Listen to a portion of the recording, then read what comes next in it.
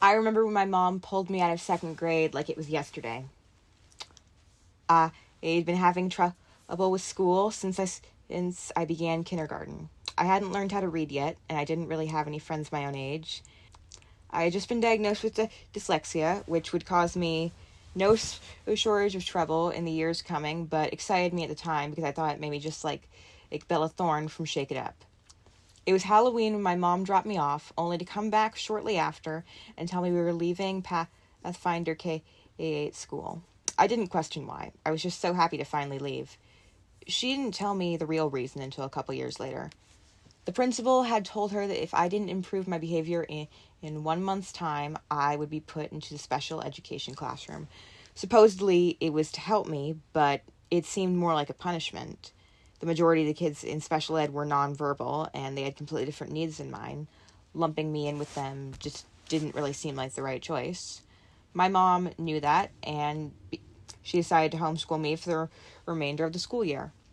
Next year, I started third grade at Louisa Bourne STEM K-8, and I finally learned how to read at age 8. I began to love reading, but school itself, it never became easy for me. I was still struggling to keep up with my classmates and make friends. School had yet to become a safe place for me. I don't know when exactly, but at some point, I internalized the idea that school was always going to be hard for me, and I just needed to learn to deal with it. Only recently did I realize just how wrong this mindset is. School should be a place where children feel supported and are actually able to learn. It shouldn't be something that primes kids to be workers in an unfair capitalist system. I still remember how shocked I was when a college professor actually said to me, "You can't learn if you're too stressed."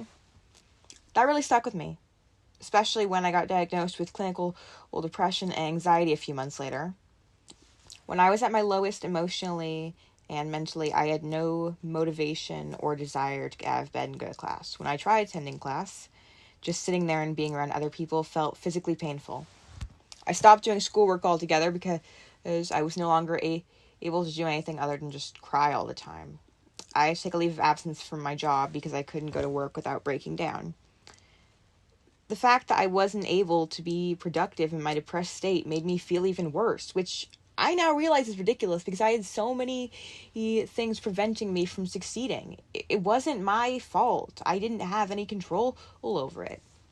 This is what living in a capitalist society does to people. It brainwashes them into thinking they're only worth as much as they conform to society's idea of success, while ignoring outside circumstances such as their mental and physical health, race, class status, and access to resources, etc.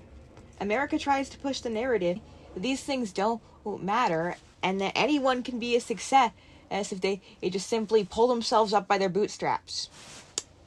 Oh yeah, but what about people living on the street who can't afford shoes? Leading up to my breakdown last fall, I had multiple people tell me that I was killing it for being able to balance a job and still go to school. Every time I heard that, I thought to myself, but how could I be doing everything right and still not be happy? It was only later that I realized I was so focused on working and going to school that I had been neglecting my emotional needs. I had stopped being a person and became just another cog in the murder machine. I am trying my hardest to unlearn this mindset and be kinder to myself. I'm trying to love the ways that I'm different from others and not view them as defects. As my mom always told me, the world doesn't need another Microsoft employee. It needs another Joan Rivers.